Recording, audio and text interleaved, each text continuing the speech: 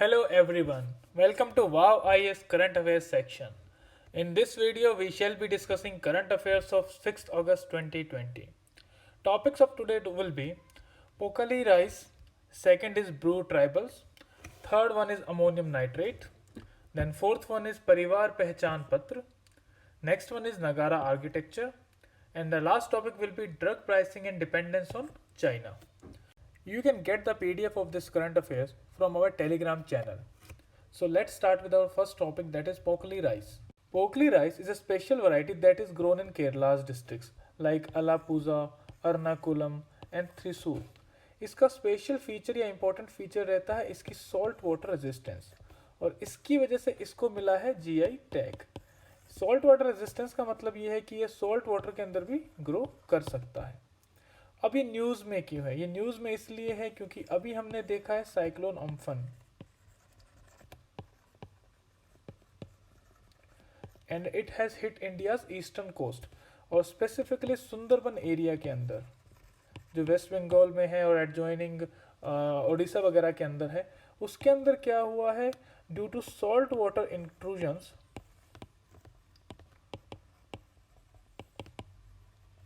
लगभग 80% of the rice crop और paddy crop has been destroyed. So इस context में पोकली राइस वैरायटी को प्रमोट करने की ज़रूरत है, जिससे जिससे कि जो फार्मर्स को नुकसान हो रहा है राइस में, राइस क्रॉप का डिस्ट्रॉय होने से, वो बचाया जा सके।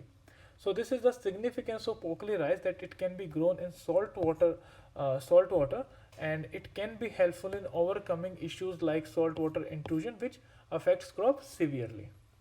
Our second topic is related with north east, और ये टॉपिक है ब्रू ट्राइबल्स के बारे में। अभी त्रिपुरा के जो नॉन ब्रूज कम्युनिटीज़ हैं उन्होंने प्रपोज किया है कि जो ब्रूज मिजोरम से आए थे लगभग 23 इयर्स पहले ड्यू टू वायलेंट क्लैशेस, उनको 6 प्लेसेस पे सेटल किया जा सकता है इन 2 सब डिविजन्स, यानी 2 सब डिविजन्स उन्होंने प्रपोज की हैं जिसमें 6 जगहों पर इनको ब्रूज को सेटल किया जा सकता है। And also they have said that only a certain limit of families can be settled there. तो ये तो न्यूज़ होगी जो करंट अफेयर से है। Let us see what is the significance of Brus and what is the past history of them, कि ये news क्यों अभी भी चल रही है। तो ब्रूज यानी उन्हें ये रीन्स भी कहते हैं, और ये इम्पोर्टेंट इसलिए है क्योंकि ये सेकेंड लार्जेस्ट ट्राइबल कम्युनिटी है मिजोरम की। एंड अगर हम पास्ट हिस्ट्री को देखें इनकी, तो it was in 1997 that in the Mamit sub division एक साइजेबल पॉपुलेशन होती थी ब्रूज की, और उन्होंने जो ब्रूज या रीन डोमिनेटेड एरिया जो था ये, उन्होंने डिमांड की एक ऑटोनोमस डिस्ट्रिक्ट यहाँ पे बनाई जाए या ऑटोनोमस एरिया यहाँ पे बनाया जाए। इस डिमांड की वजह से यहाँ पे वायलेंट क्लैशेस हुए मीजो ग्रुप्स के बीच में और ब्रूज के बीच में, जिसकी वजह से ब्रूज को यहाँ से भागना पड़ा, and they were temporarily settled in Tripura's Kanchanpur area. तो यहाँ पे टेम्परेरी टेंट्स इनके लिए बनाए गए जहाँ पे ये सेटल हो गए। लगभग यहाँ पर 34,000 ब्रूज सेटल्ड हैं इन टेंट्स के अंदर कंचनपुर एरिया के अंदर, और जो कंडीशंस हैं इनकी वो बहुत पैथेटिक हैं, they are actually inhumane conditions, जिसकी वजह से ब्रूज जो हैं त्रिपुरा के अंदर वो हमेशा न्यूज़ में रहते हैं कि इनके लिए कुछ किया जाना चाहिए। So on regular basis we see that some steps are being taken for this Bru community in the Tripura area और Tripura state. Our next topic is related with the explosion that occurred in Beirut 2 days ago. Beirut is capital of Lebanon, and आपको map पे ये mark करना है कि Lebanon कहाँ है और इसके आसपास की कंट्रीज कौन सी है और सी कौन सा लगता है। तो Lebanon is near the Mediterranean sea, और इसकी जो एडजॉइनिंग कंट्रीज है वो इसराइल है एंड सीरिया है, and other things you can see from the atlas. Now coming back to the explosion, दो दिन पहले वहाँ बेरूट में एक एक्सप्लोजन हुआ है that is in prominently in the news, and इस एक्सप्लोजन का रीज़न बताया गया है कि वहाँ 2700 किलो अमोनियम नाइट्रेट रखा हुआ था जिसकी वजह से एक्सप्लोजन हुई है। So this is the reason why ammonium nitrate is in news. Now what is ammonium nitrate? Ammonium nitrate basically एक वाइट क्रिस्टलाइन कंपाउंड है, and that is soluble in water. Its chemical formula is NH4NO3, और इसको हम use करते हैं in preparation of agricultural fertilisers that are nitrogen rich. Secondly, it is also the main component of the explosive known as ANFO or ammonium nitrate fuel oil. Ammonium nitrate fuel oil usually use किया जाता है bye terrorist and आईईडीज में वो use करते हैं इसको। इस ammonium nitrate fuel oil के साथ वो या तो आरडीएक्स को यूज़ करेंगे एक्सप्लोजन को ट्रिगर करने के लिए, या वो यूज़ करेंगे टीएनटी को। So these are the two components that are used to trigger explosion in ANFO, and the main explosive combination is ammonium nitrate fuel oil. Now the question comes is that is really ammonium nitrate an explosive? अगर हम UN की definition देखें under united classification of dangerous goods, तो वो ammonium nitrate को consider करती है as an strong oxidiser. Strong oxidiser का मतलब ये हुआ कि दूसरे किसी भी ऑर्गेनिक कंपाउंड को या किसी भी फ्यूल को ऑक्सीडाइज करेगा, उसके अंदर कंबशन करवाएगा। तो इसकी वजह से जब भी हम अमोनियम नाइट्रेट को किसी फ्यूल के साथ रखते हैं तो वो एक्सप्लोजन क्रिएट कर सकता है। So it becomes dangerous to store ammonium nitrate in excessive और इन लार्ज क्वांटिटीज, बिकॉज उसके अंदर एक्सप्लोजन दो रीजन की वजह से हो सकती है। फर्स्ट रीज़न में भी कि वो किसी एक्सप्लोसिव मिक्सचर के कांटेक्ट में आ जाए, वो एक्सप्लोसिव मिक्सचर के कांटेक्ट में अगर आएगा तो खुद एक्सप्लोड कर जाएगा। दूसरा हो सकता है कि जो हीट जनरेट हो due to oxidation process at large scale, उसकी वजह से भी अमोनियम नाइट्रेट फायर कैच कर सकता है और एक्सप्लोजन वहाँ पर हो सकती है। Now if we see in context of India, हमारे पास जो लेजिस्लेचर्स है जो कंट्रोल करती है अमोनियम नाइट्रेट की प्रोडक्शन को या उसके रिगार्डिंग जो रेगुलेशंस प्रोवाइड करती हैं, वो है first one is the explosives act of 1884। उसके अंदर हमने फ्रेम किए हैं अमोनियम नाइट्रेट रूल्स 2012। तो इन नाइट्रेट रूल्स ये बोलते हैं, फर्स्ट ऑफ ऑल तो ये डिफाइन करते हैं व्हाट इज़ अमोनियम नाइट्रेट। तो अमोनियम नाइट्रेट को डिफाइन इस तरह से करते हैं, कोई भी कंपाउंड जिसका फॉर्मूला है NH4NO3 और वो किसी या किसी मिक्सचर के अंदर वो है जिसके अंदर एटलीस्ट 45% अमोनियम नाइट्रेट है बाय वेट, तो it will be considered as ammonium nitrate और वो इन रूल्स के अंदर आ जाएगा। सेकेंडली, रूल्स कवर करते हैं हर एक एरिया को, जैसे मैन्युफैक्चर हो गया अमोनियम नाइट्रेट का, उसका इंपोर्ट हो गया, उसका एक्सपोर्ट हो गया, उसकी स्टोरेज हो गई या उसकी पोजेशन हो गई, उसको रखना, अगर कोई इंसान उसको रखता है तो वो भी उस रूल्स के साथ उसको अडेयर करना होगा। देन उसका यूज़ हो गया या उसकी सेल हो गई अमोनियम नाइट्रेट की, तो everything will be covered under this ammonium nitrate rules. उसके साथ this rules also say that कि कोई भी अमोनियम नाइट्रेट की जो स्टोरेज है वो लार्ज क्वांटिटीज़ में नहीं की जाएगी किसी भी पॉपुलेटेड एरिया में, and it will be illegal. So it is illegal to store large quantities of ammonium nitrate in populated areas. Next जो लेजिस्लेचर है जो कंट्रोल करता है अमोनियम नाइट्रेट को, वो आता है industrial development and regulation act. इस एक्ट के according you need a licence, और इंडस्ट्रियल लाइसेंस आपको चाहिए होगा for manufacture of ammonium nitrate. So this was all about ammonium nitrate, and let's move on to our next topic. Our next topic is Parivar Pehchan पत्र।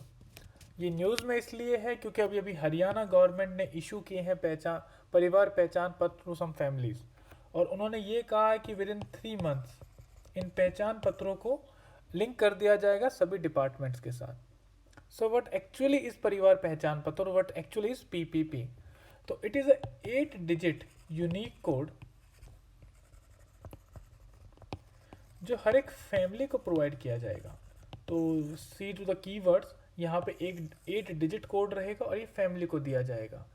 And its objective will be to enable smooth and automatic delivery of several citizen centric services. तो ये जो citizen centric services है, जैसे ration हो गया या कोई और सर्विस जो गवर्नमेंट प्रोवाइड करती है, उसको अवेल करने के लिए परिवार पहचान पत्र हेल्पफुल रहेगा।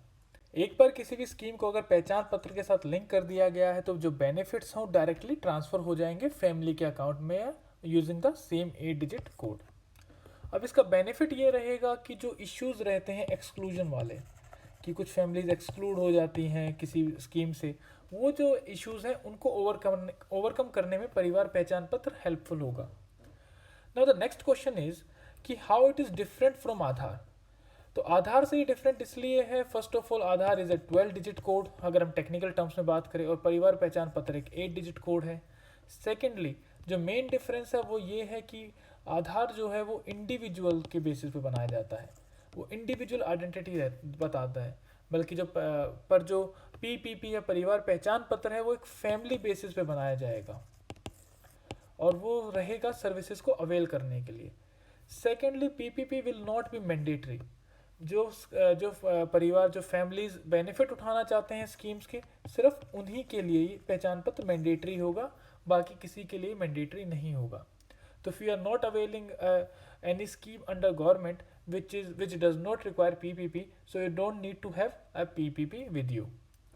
एंड इसका जो रैशनल है जो हरियाणा गवर्नमेंट का, वो ये है कि already although they have ration cards, तो राशन कार्ड्स के थ्रू भी वो स्कीम्स को प्रोवाइड करवा सकते थे, पर राशन कार्ड के साथ इशू ये है कि उसकी जो इन्फॉर्मेशन है वो अपडेटेड नहीं है, दैट हैज़ बिकम ऑब्सोलीट। कुछ लोगों ने राशन कार्ड से अपनी इन्फॉर्मेशन अपडेट करवाई है और काफ़ी सारे लोगों ने नहीं करवाई है। तो दे हैव इंट्रोड्यूस दिस परिवार पहचान पत्र सो दैट वो एक पूरा ट्रैक रिकॉर्ड रख सकें, जो डेमोग्राफी है उस स्टेट की, जो स्टेट में रहते हैं लोग या जो स्टेट से लोग बाहर गए हैं, उन फैमिली मेम्बर्स का भी ट्रैक रख पाएंगे परिवार पहचान पत्र के through. Our next topic is again an important one, that is Ram जन्मभूमि के ऊपर जो राम मंदिर बन रहा है उसके ऊपर ये टॉपिक है। तो हमारे लिए जो काम की बात वो ये है कि आर्किटेक्चर कौन सा यूज़ किया जाएगा राम मंदिर बनाने में। तो it will be Nagara architecture. India में बेसिकली 3 टाइप के टेम्पल आर्किटेक्चर हमें मिलते हैं। First one is Nagara architecture, second one is Dravidian architecture and third one is mixture of two, that is Vesara architecture, जिसमें दोनों के फीचर्स हमें मिल जाएंगे। तो जो नगारा आर्किटेक्चर है वो नॉर्थ इंडिया में रहता है और द्रविडियन आर्किटेक्चर रहता है साउथ इंडियन टेम्पल्स के अंदर। तो अगर हम नगारा आर्किटेक्चर को देखें तो इसके बेसिक फीचर्स क्या क्या रहते हैं। फर्स्ट ऑफ ऑल तो ये एक रेज्ड प्लेटफॉर्म पे बनाए जाते हैं। अब इसका रीज़न आप ये भी देख सकते हो क्योंकि नॉर्दर्न इंडिया में मोस्टली फ्लड्स आते रहते हैं, तो जो बिल्डिंग्स होती हैं मोस्टली वो हमेशा एक प्लेटफॉर्म पे बनाई जाती हैं, कुछ थोड़ा ज़मीन से उठाकर उसको बनाया जाता है। तो इस रेज प्लेटफॉर्म को हम बोलते हैं जगाती। सेकंड जो इंपॉर्टेंट थिंग है वो है गर्भगृह। गर्भगृह वो प्लेस होता है जहाँ पे मेन डाइटी को रखा जाता है, जो हमारे पूजनीय देवता देवी देवता होते हैं उनको वहाँ पर रखा जाता है। तीसरी चीज़ होती है मंडप। मंडप जो नॉर्दर्न नगारा आर्किटेक्चर के अंदर वो रहता है कि जहाँ जिस कॉरिडोर के थ्रू हम अंदर जाते हैं गर्भगृह तक, तो वो जो एरिया होता है उसे हम मंडप कहते हैं। जैसे मान लो ये एंट्रेंस है टेम्पल की, तो जो पिलर्ड हॉल्स होंगे उसे हम मंडप बोलेंगे। वहीं द्रविडियन आर्किटेक्चर के अंदर मंडप 2 तरह की चीज़ें होती थी। एक तो पिलर्ड हॉल्स को भी हम मंडप बोलते हैं, जो लेटर वाले द्रविडियन आर्किटेक्चर के अंदर थी, और जो इनिशियल आर्किटेक्चर था द्रविडियन का, जो पल्लवास के टाइम पे इवॉल्व हुआ था, उसमें मंडप होते थे केव टेम्पल्स। जो रॉक कट केव्स होती थी उसमें जो टेम्पल्स बनाए जाते थे उनको मंडपा कहते थे। तो आप अपने बेसिक नोट से देख सकते हो इन दोनों के बीच में क्या क्या डिफरेंस होता है। देन उसके बाद अनदर थिंग इज शिखर। शिखर आपका ये वाला होता है जो गर्भगृह के ऊपर जो एक टावर बना होता है, जो बिल्कुल ऊंची सी एक माउंटेन लाइक जो स्ट्रक्चर होता है एक टेम्पल का, उसे हम बोलते हैं शिखर। एंड लास्ट वन इज वाहन। वाहन वो होता है जिसपे डाइटरी ट्रेवल करता है। फॉर एग्जाम्पल गणेश जी के वाहन थे माउस और कार्तिकेय के वाहन थे मोर यानी पीकॉक। तो वाहन हो गया जिसके ऊपर डाइटी ट्रैवल करता है। तो वाहन यूजुअली या तो बाहर कहीं पे आपको दिख जाएगा, वहां पर वाहन को बैठा रखा होगा, या वाहन के कोई स्टैचू वहां पर दिखेगा आपको किसी भी टेम्पल के अंदर। और लास्टली जो राम मंदिर के अंदर शिखर टाइप यूज होगी वो होगी लैटिना टाइप शिखर। तो आपको फाइन आर्ट्स की बुक के अंदर, जो क्लास 11th की फाइन आर्ट्स की बुक है, उसके अंदर आपको वेरियस टाइप्स ऑफ शिखर्स मिल जाएंगे, तो you please go through them once. Our last topic of the day is drug pricing and dependence on China. A scheme has been launched by DOP, means Department of Pharmaceuticals, named as Production Linked Incentive Scheme. इस scheme के अंदर इसका जो objective है scheme का वो ये है to increase domestic production of APIs या एक्टिव फार्मास्यूटिकल इंग्रेडिएंट्स, की starting materials KSM and drug intermediates. इनकी डोमेस्टिक प्रोडक्शन को बूस्ट करने के लिए इस स्कीम को लाया गया है। तो APIs जो कवर हैं इसमें वो हैं लगभग 41 APIs कवर किए गए हैं। देन अदर्स आर की starting materials and drug intermediates. अब ये लाई क्यों गई है? बिकॉज ड्रग सिक्योरिटी कमीशन ने ये अभी रिवील किया है कि लगभग 53 APIs are there in India which we have high dependence on China. अगर चाइना उन APIs को देना बंद कर दे तो इंडिया की फार्मास्यूटिकल्स जो इंडस्ट्री है वो कहीं ना कहीं हॉल्ट पर आ जाएगी। So we are heavily dependent for 53 APIs on China. So इस चीज़ को रोकने के लिए we are boosting our domestic production of APIs, KSM and DIs. अगर हम इंडिया के अंदर देखें प्राइस कंट्रोल पॉलिसी और उसकी हिस्ट्री को, तो 1990s तक India was self reliant on APIs and it was due to the basic reason of stringent price control policy. India prices को कंट्रोल करता था, जिसकी वजह से हम इंडिया जो था सेल्फ रिलायंट था एपीआईज में। सो प्राइस कंट्रोल पॉलिसी को कभी ब्लेम नहीं किया जा सकता इंडिया की लो ग्रोथ ऑफ एपीआईज में। Then after 1990s, in the 1992, the process of liberalization happened, and उसके बाद there was influx of Chinese APIs in India। यानी जो चाइना के जो APIs थे, जो formulations थे, वो इंडिया में आने शुरू हो गए थे। And till 2013, we had the policy of cost-based price control system, and it was changed to market-based price control system in 2013. Now in this new price control policy, we do not regulate the prices of APIs। हम APIs के prices को regulate नहीं करते, बल्कि इसके अंदर जो ingredients जाते हैं उनके प्राइसेस को हम कंट्रोल करते हैं।